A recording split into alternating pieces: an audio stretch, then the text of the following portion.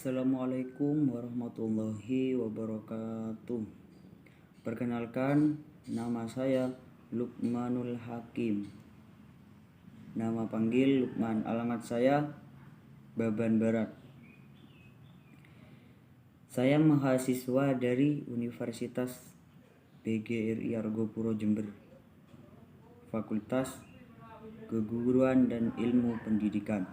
Prodi saya PLB, yaitu Pendidikan Luar Biasa. Nah, dalam video ini saya akan mendeskripsikan film yaitu Tare Zameen Par. Sebuah film di mana ada seorang anak yang dianggap bodoh dalam kelas itu.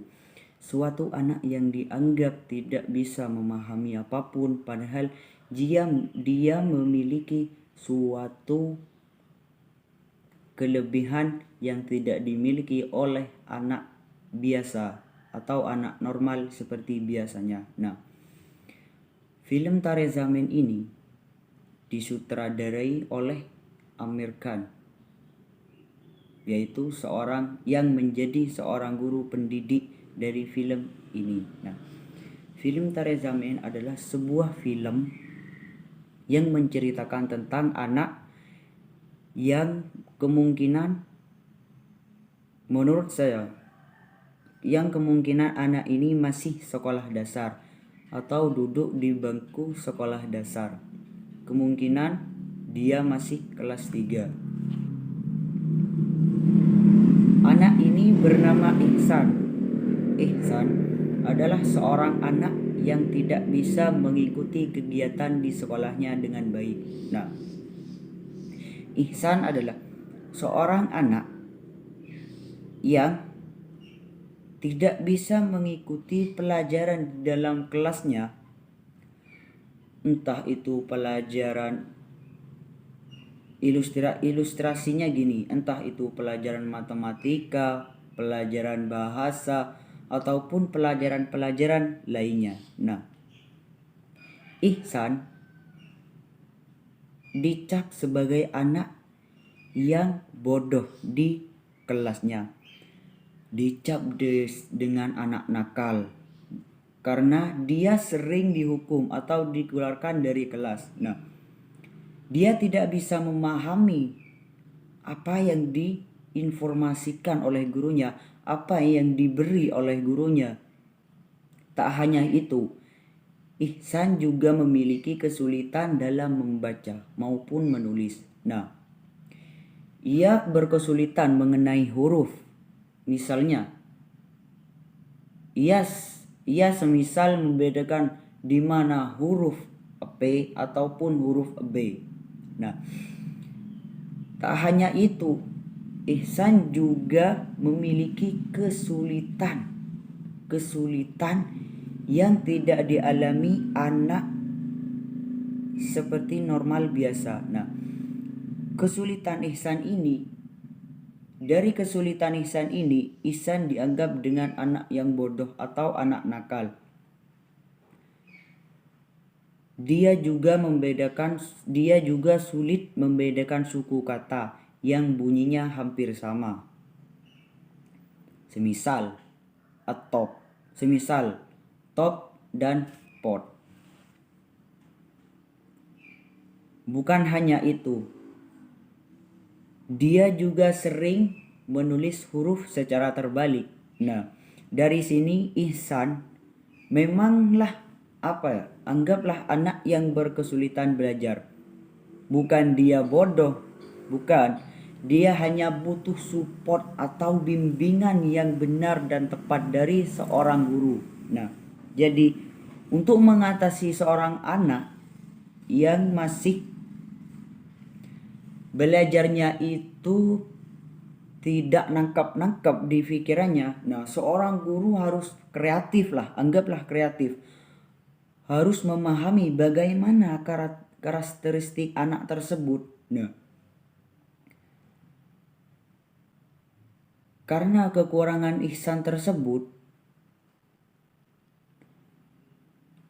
ia sering mendapat nilai yang buruk di sekolahnya dan tidak pernah mengerjakan PR, sehingga Ihsan ini sering dihukum di sekolahnya. Nah, meski begitu, Ihsan memiliki suatu kelebihan, yaitu melukis. Nah, jadi dari sini sudah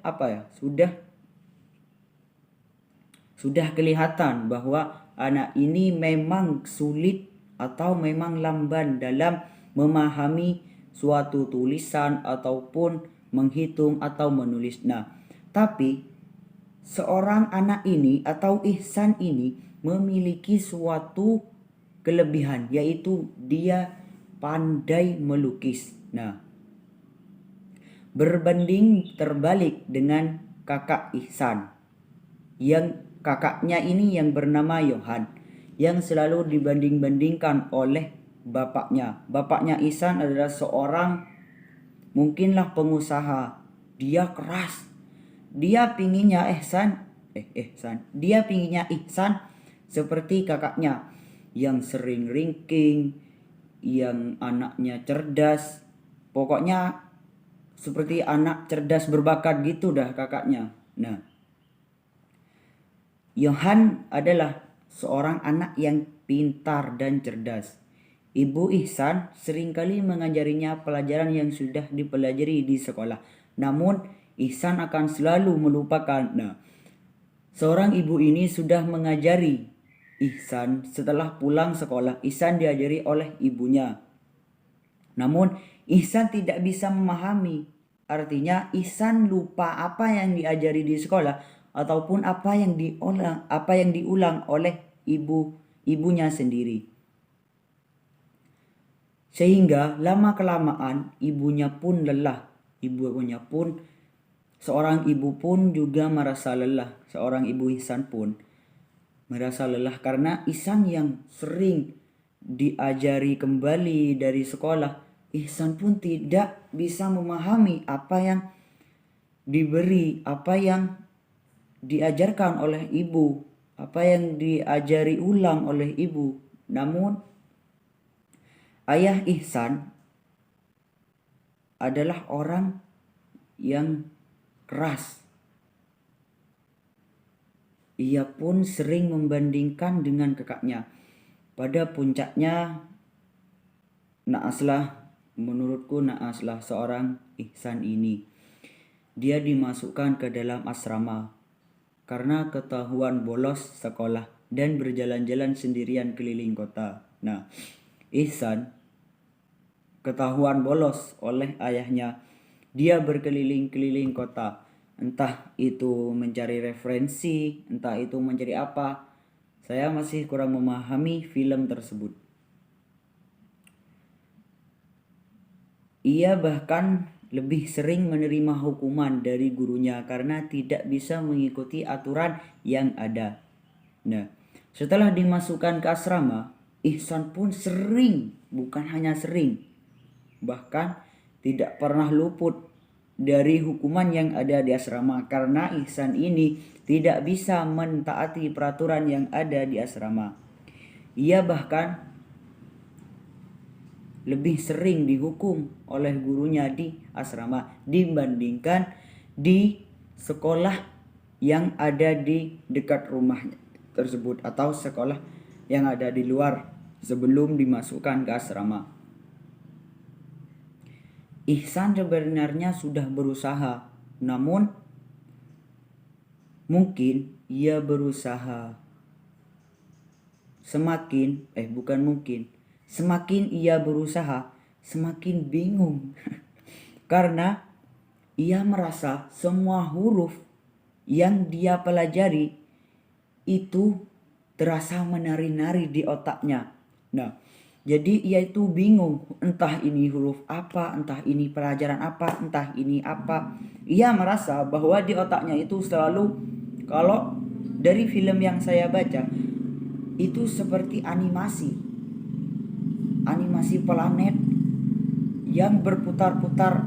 Intinya dah begitu. Ihsan itu bingung atau pusing dengan pelajaran yang ia terima. Semakin ia berusaha, semakin ia pusing, semakin ia tidak bisa menerima pelajaran yang ia pelajari.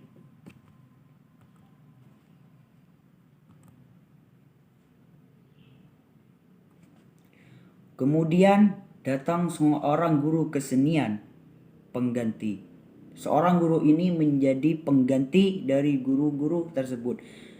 Anggaplah menjadi guru sementara, pengganti sementara yang bernama Ram Sankar. Atau nama aslinya ialah Amir Khan. Guru baru ini mempunyai cara mendidik yang baru. Seorang guru yang bernama Ram ini membuat mereka berpikir keluar dari buku-buku imajinasi mereka. Setiap anak di kelasnya merespon dengan antusias yang besar kecuali Ihsan. Nah, di kelasnya ini pun semuanya sudah bisa memahami atau sudah antusias kecuali Ihsan. Seorang guru yang bernama Ram ini kemudian berusaha untuk memahami Ihsan. Nah, dari sini kita harus memahami bahwa seorang guru harus mempunyai imajinasi atau kreativitas untuk mendidik, di mana letak anak didik yang ini, di mana kelemahan anak didik ini. Nah, setiap anak sudah merespon, semuanya sudah kecuali Ihsan. Namun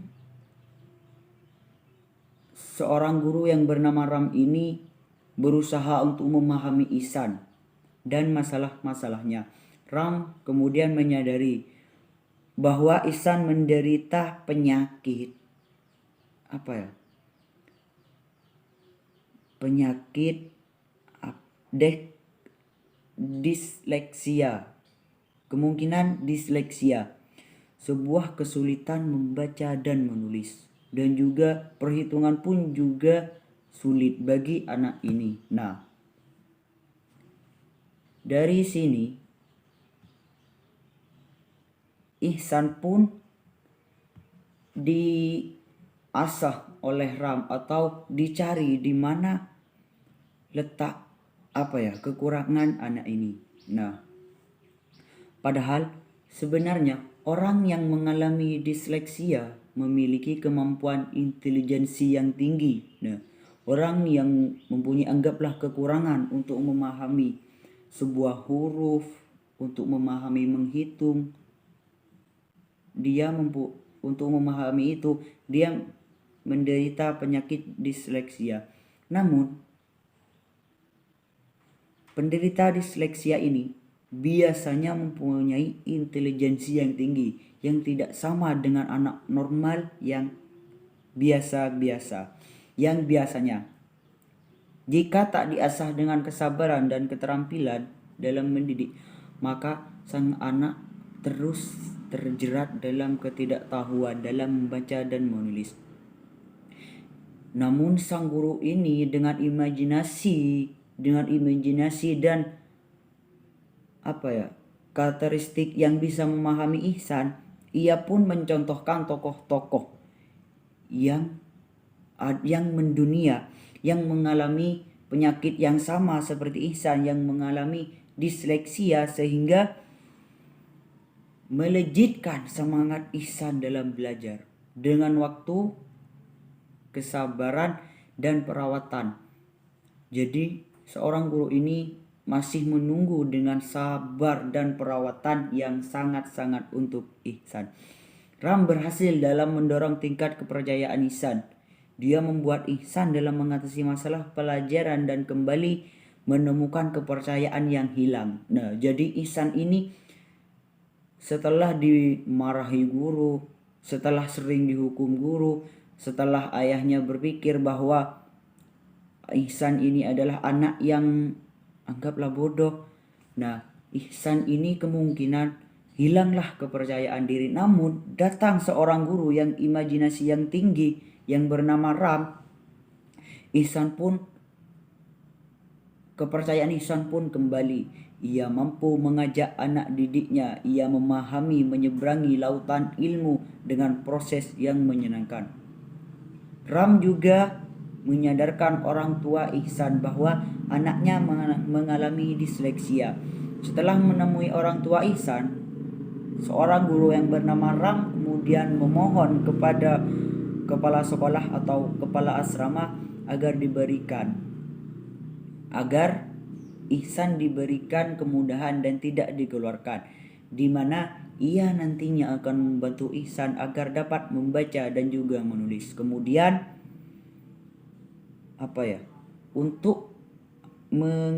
untuk meningkatkan kepercayaan Ihsan lagi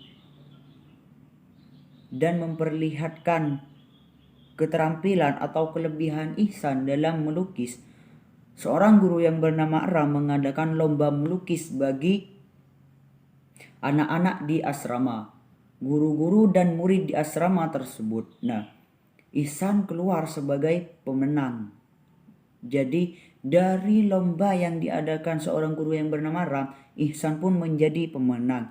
Hasil lukisannya pun sangatlah mengesankan, sangatlah membuat seorang guru yang bernama Ram tersebut atau guru-guru yang lain sangatlah mengharukan bagi keluarga Ihsan.